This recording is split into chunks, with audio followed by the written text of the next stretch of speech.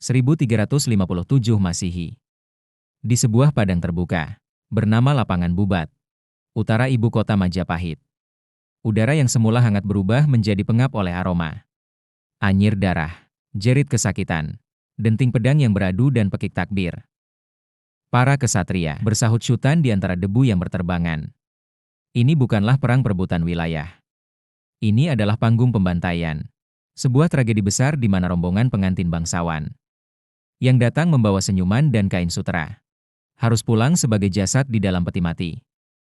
Bagaimana mungkin rencana pernikahan agung antara dua penguasa terbesar di Nusantara berubah menjadi pertumpahan darah paling memilukan dalam sejarah? Apa intrik politik yang bermain di balik layar? Mari kita bedah kronologi lengkap detail. Dan berdarah dari Perang Bubat, kita harus melihat peta geopolitik abad ke-14. Di bawah kepemimpinan Raja Muda Maharaja Hayam Wuruk dan Mahapatih Gajah Mada, Majapahit telah tumbuh menjadi imperium raksasa. Melalui sumpah palapa yang diucapkan puluhan tahun sebelumnya, Gajah Mada telah menundukkan hampir seluruh Swarna Bumi, Tatar Malaka, hingga Kepulauan Maluku. Namun tepat di sebelah barat Pulau Jawa, berdiri sebuah kerajaan yang kokoh, makmur dan merdeka. Kerajaan Sunda, Galuh Pakuan, Majapahit dan Sunda sebenarnya memiliki hubungan leluhur yang dekat melalui garis keturunan Raden Wijaya pendiri Majapahit. Oleh karena itu, Majapahit selalu segan untuk menyerang Sunda secara militer. Sunda bukan bawahan Majapahit. Mereka adalah tetangga yang berdaulat dan dihormati. Memasuki usia 23 tahun, Raja Hayam Wuruk didesak oleh penasihat kerajaan untuk segera menikah demi meneruskan garis keturunan. Banyak puteri dari kerajaan bawahan ditawarkan. Namun hati sang raja belum terpikat. Hingga suatu hari, para pelukis istana yang dikirim ke berbagai penjuru kembali membawa sebuah lukisan-lukisan itu. Memuat paras, Dyah Pitaloka Citra Resmi, putri dari Raja Sunda, Prabu Maharaja Linggabuana kecantikan Dyah Pitaloka. Disebut-sebut bagaikan titisan Dewi Ratih Anggun, cerdas dan memikat. Hayam Wuruk langsung jatuh hati maka diutuslah menteri senior bernama Madu ke ibu kota kerajaan Sunda untuk menyampaikan surat lamaran resmi. Bagi Hayam Wuruk ini adalah pernikahan atas dasar cinta, sekaligus diplomasi damai. Saat utusan Majapahit tiba di Istana Kawali pusat kerajaan Sunda, Prabu Linggabuana dan para pejabatnya terkejut. Terjadi perdebatan sengit di dalam internal Istana Sunda. Secara adat tradisi Nusantara, pihak pengantin pria yang seharusnya datang ke kediaman pengantin wanita, jika pihak wanita yang mendatangi pria. Hal itu bisa ditafsirkan bahwa pihak wanita memohon atau merendahkan derajatnya, namun Prabu Linggabuana adalah seorang negarawan yang visioner. Ia melihat bahwa menolak lamaran imperium sebesar Majapahit bisa memicu perang terbuka yang akan mengorbankan rakyatnya. Selain itu, pernikahan ini bisa mengikat kedua kerajaan dalam posisi yang setara sebagai sekutu abadi akhirnya. Dengan niat baik dan demi menghormati Majapahit, Raja Sunda mengambil keputusan berani. Pihak Sunda yang akan mengantarkan sang putri ke Majapahit. Hari yang ditentukan tiba. Rombongan besar kerajaan Sunda bertolak menggunakan kapal-kapal besar membelah Laut Jawa. Rombongan ini tidak membawa pasukan tempur garis depan. Mereka membawa para menteri keluarga kerajaan, dayang-dayang pelayan, serta para kesatria pilihan Bayangkara Sunda yang hanya berfungsi sebagai pengawal seremonial. Mereka berpakaian indah, membawa perhiasan, dan hadiah-hadiah pernikahan yang mewah. Namun, kitab cerita Parahyangan mencatat, sejak kapal bertolak, firasat buruk sudah membayangi. Gelombang laut tidak bersahabat, dan langit seringkali mendung. Namun, demi kebahagiaan sang putri dan kedamaian dua kerajaan, perjalanan tetap dilanjutkan hingga mereka berlabuh di Bandar Majapahit dan mendirikan perkemahan di Lapangan Ubat sementara. Hayam Wuruk bersiap menyambut pengantinnya dengan sukacita. Di sudut lain Istana Majapahit, Mahapatih Gajah Mada sedang menyusun rencana yang berbeda sama sekali. Bagi Gajah Mada, kedatangan Raja Sunda ke tanah Majapahit adalah kesempatan emas yang tidak boleh disia-siakan. Dalam kalkulasi politiknya, jika pernikahan ini terjadi secara setara, maka sumpah palapa miliknya akan cacat selamanya. Karena Sunda tidak akan pernah tunduk di bawah kedaulatan Majapahit. Gajah Mada mengintervensi rencana pernikahan tersebut. Ia secara sepihak menyatakan bahwa kedatangan rombongan Sunda bukanlah sebagai pesan, melainkan sebagai bentuk penyerahan diri Kerajaan Sunda kepada Majapahit.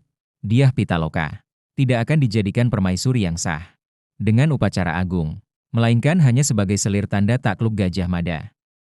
Mengirim utusannya ke lapangan Bubat untuk menyampaikan syarat baru tersebut.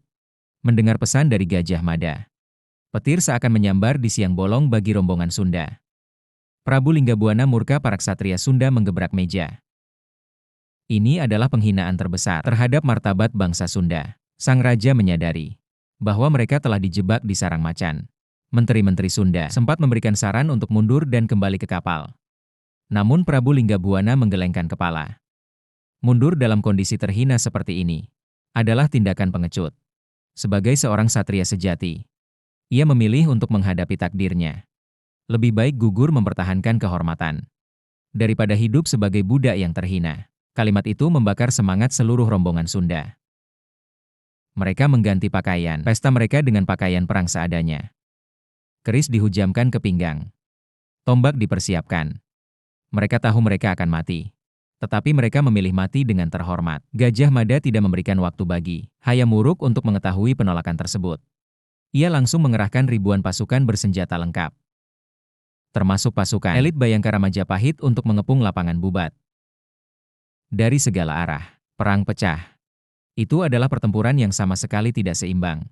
Beberapa ratus pengawal Sunda harus menghadapi ribuan prajurit Majapahit yang siap tempur. Meski kalah, jumlah sejarah mencatat bahwa pasukan Sunda bertempur dengan kegasangan yang luar biasa. Didorong oleh rasa murka karena dikhianati, mereka menerjang barisan musuh bagaikan singa yang terluka. Prabu Linggabuana berada di garis depan, mengayunkan pedangnya hingga titik darah penghabisan. Sebelum akhirnya roboh menembus bumi, gugur bersama para menteri dan bangsawan setianya. Lapangan Bubat berubah menjadi ladang pembantaian. Seluruh pria Sunda di lapangan itu gugur. Tanah Bubat memerah, basah oleh darah para ksatria yang mempertahankan harga diri bangsanya. Di dalam tenda utama yang robek dan dikelilingi mayat, Putri Dyah Pitaloka Citra resmi duduk bersimpuh. Di pangkuannya, dunia yang ia impikan tentang pernikahan yang indah telah hancur lebur. Ayahnya tewas, keluarganya tewas, dan impian cintanya bersama Hayam Wuruk pupus. Ketika pasukan Majapahit hendak merangsak maju untuk menangkapnya sebagai tawanan, Dyah Pitaloka berdiri dengan anggun tangannya. Tergenggam sebuah tusuk konde emas atau patrem. Keris kecil, dengan air mata yang mengalir, namun dengan tatapan mata yang tajam dan berani. Sang putri menancapkan senjata itu ke dadanya sendiri. Ia melakukan belapati bunuh diri ritual, demi menjaga kesucian dan kehormatannya agar tidak tersentuh oleh musuh. Tak lama kemudian Raja Hayam Wuruk tiba di lapangan Ubat dengan kepanikan luar biasa. Setelah mendengar kegaduhan, namun pemandangan yang menyambutnya adalah neraka jahanam. Hayam Wuruk berlari di antara tumpukan mayat dan menemukan Dyah Pitaloka telah terbujur kaku tak bernyawa.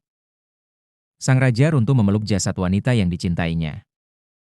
Sambil menangis sejadi-jadinya, impiannya tentang cinta dan perdamaian hancur di tangan Mahapatihnya sendiri. Tragedi Bubat mengubah segalanya. Hubungan antara Hayam Wuruk dan Gajah Mada tidak pernah sama lagi.